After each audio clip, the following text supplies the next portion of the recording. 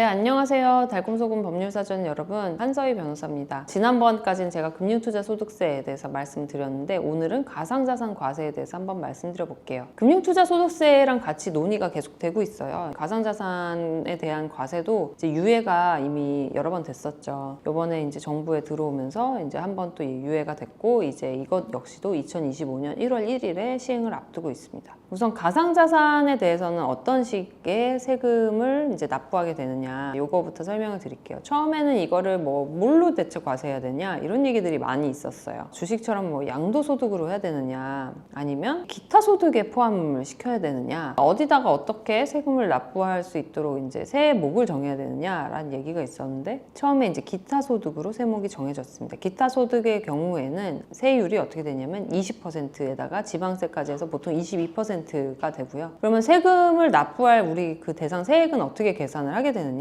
우선 내가 가상자산을 매도하게 되면 매도한 금액이 있죠. 만약에 내가 2천만 원에 팔았다라고 하면 이 2천만 원 전부에 대해서 과세를 하는 게 아니라 당연히 차액에 대해서 과세를 하겠죠. 우리가 취득한 금액을 빼고 거기서 이제 취득한 금액이 만약에 1,000만 원이다 라고 하면 이제 2천만 원 빼기 1,000만 원 하면 1,000만 원이 남죠. 거기서 이제 기본 공제 금액인 250만 원을 뺀 나머지 750만 원에 대해서 22%를 곱하면 우리가 이제 납부할 세액이 결정이 됩니다. 근데 여기서 이제 많이 이제 논란이 되는 부분들이 있어요. 이건 금융투자소득세랑 똑같아요. 정부 여당에서 유예하기로 어쨌든 정책 방향을 정하셨고 민주당에서는 이제 시행을 할 예정이라고 생각을 하고 있는 것 같아요. 그래서 이렇게 이제 나눠져 있는 상태인데 여기에 대해서 이제 한 가지 주된 논란은 뭐냐면은 우리가 취득한 금액을 어떻게 정할 거냐라는 이제 논란이 계속 되고 있어요. 그래서 이제 이게 왜 논란이 되는지 한번 살펴볼게요.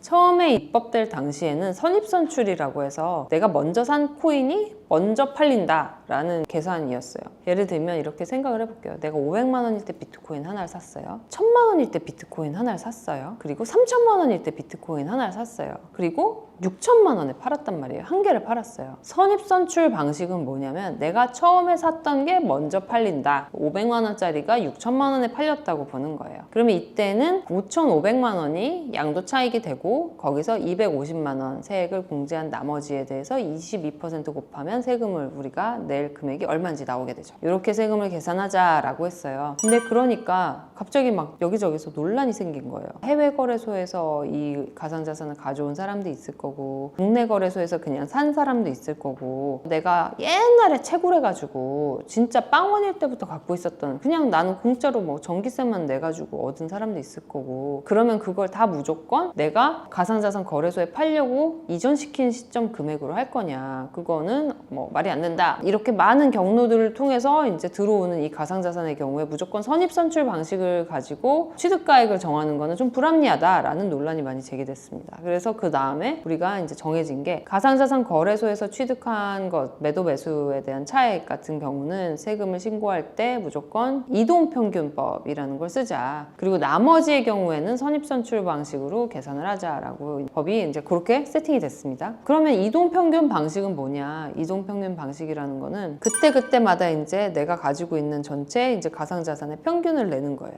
예를 들면 내가 300만 원에 사고 500만 원에 사고 그 다음에 1000만 원에 팔았다. 그러면은 300 더하기 500 해서 이제 800 나누기 2 400만 원에 취득한 걸로 보고 1000만 원에 팔았으니까 1000만 원에서 400만 원 뺀 600만 원 곱하기 600만 원에서 또 250만 원 또 빼죠. 나머지에다가 22%를 하는 방식으로 이제 변경이 됐어요. 지금 현재가 이렇습니다. 근데 여기에 대해서 다시 한번 이제 논란이 생긴 거예요. 그러면 사람들이 되게 많이 사고 파는데 내가 샀다 팔았다 샀다 팔았다 매번 그걸 이동평균 방식으로 계산해가지고 그러면 그때마다 취득가액 또 정하고 취득가액 매도금액 취득가액 매도금액 계산 너무 복잡해 막 이렇게 된 거죠. 그래가지고 이거를 우리가 전체 산 금액 그리고 전체 판 금액 전체 산 금액의 평균 전체 판 금액의 평균 해가지고 계산을 하자라는 이제 이야기가 나오고 있습니다. 그래서 이거를 총평균 방식이라고 하고요. 총평균 방식은 그러면 어떻게 되느냐 내가 만약에 첫 번째에 500만 원에 비트코인을 샀고 두 번째에는 600만 원을 샀고 세 번째에는 1000만 원을 샀다. 그러면 이 500만 원 그리고 600만 원, 1000만 원, 2100만 원을 3으로 나눈 700만 원이 저 매수 평균이 되죠. 내가 산 평균 금액은 1BTC 700만 원. 만약에 이거를 한 번은 1000만 원에 팔고 한 번은 3000만 원에 팔았다.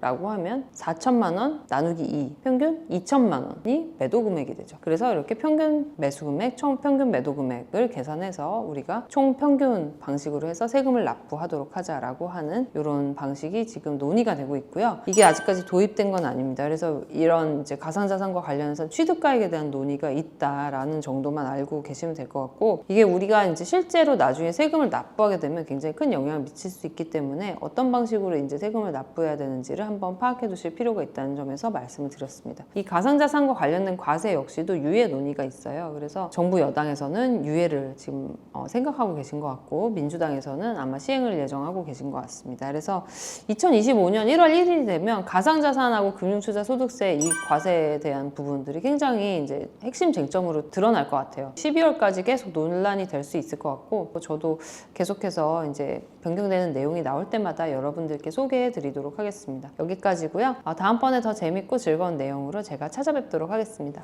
감사합니다.